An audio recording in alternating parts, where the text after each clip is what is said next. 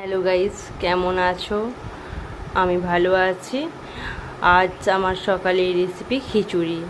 এখানে আছে বটবটি, আছে একটা গাজর, একটা আলু, একটা টমেটো, এখানে আদা নিয়েছি, কাঁচা লঙ্কা। এবার আমি এগুলোকে কেটে নেব। এখানে আমার চাল ডালটা একসঙ্গে করে নেওয়া আছে। এই যে দেখতে পাচ্ছ, চাল ডাল একসঙ্গে আছে।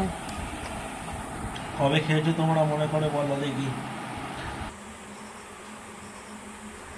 দেখো সয়াবিনটা ভেজানো হয়ে গেছে জলে।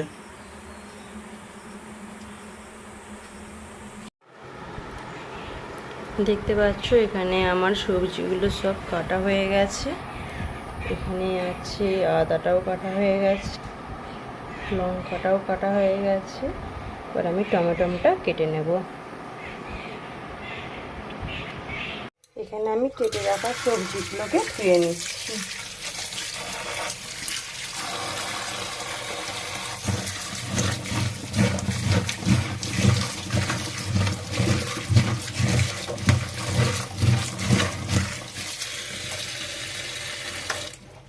চাল ডালটাও একইভাবে ধুয়ে নিচ্ছি।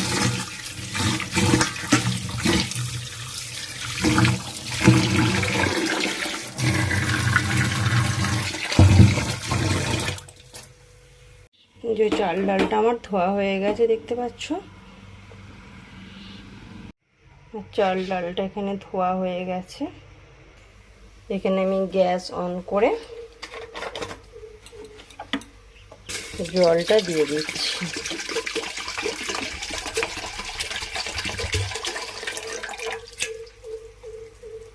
এখানে আমি জলটা গরম হতে বসিয়ে দিয়েছি। যতক্ষণ না গরম হচ্ছে চালটা আমি ততক্ষণ দিতে পারবো না। এই যে কড়াতে আমি তেল বসিয়ে দিয়েছি। তেলে আমি এবার লঙ্কাটা দিয়ে দিলাম।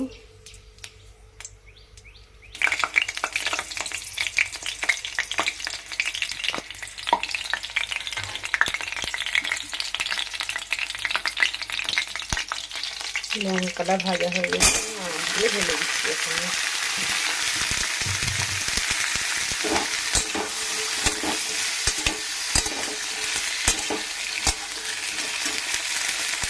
এই সময় জলটা এখানে গরম হয়ে গেছে। আমি এবার চাল ডালটা সব দিয়ে দেবো।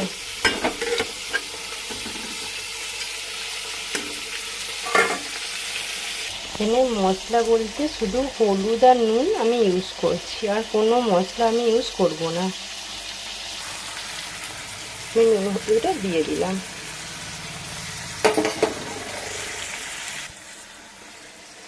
আমি এখানে টমেটোটাও দিয়ে দিচ্ছি।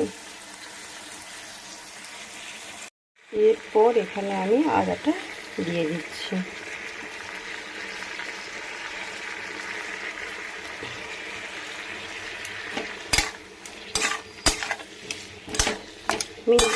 আমার গ্যাসটা এখানে কমানো আছে।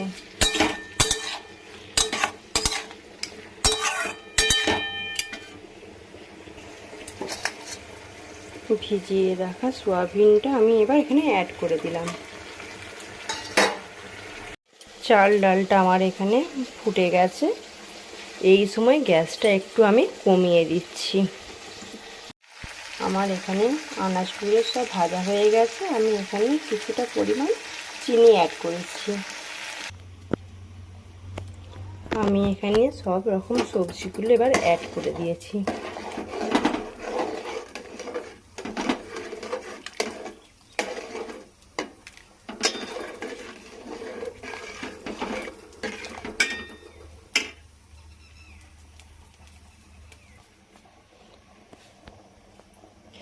এই খিচুড়িটা কিন্তু পুরোটাই নিরামিষ হচ্ছে। বাচ্চাদেরকে খাওয়ানোর পক্ষে খুবই উপকারী। এটা কোনো পেঁয়াজ রসুন একটুও দিইনি, পেঁয়াজ রসুন ছাড়াই খিচুড়ি করে ফেললাম আমি এখানে। আমি এবার এখানে একটা থালা চাপা দিয়ে দিচ্ছি।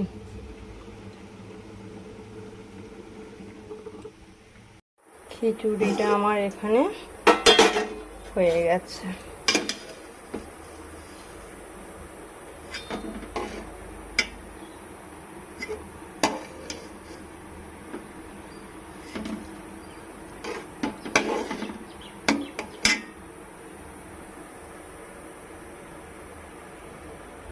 এরকম ভিডিও পাওয়ার জন্য চ্যানেলটা সাবস্ক্রাইব করে রাখতে হবে, আর অবশ্যই 500 সাবস্ক্রাইবার করে দাও তাড়াতাড়ি। আবার নেক্সট কোনো ব্লগে আবার তোমাদের সাথে দেখা হচ্ছে। টাটা।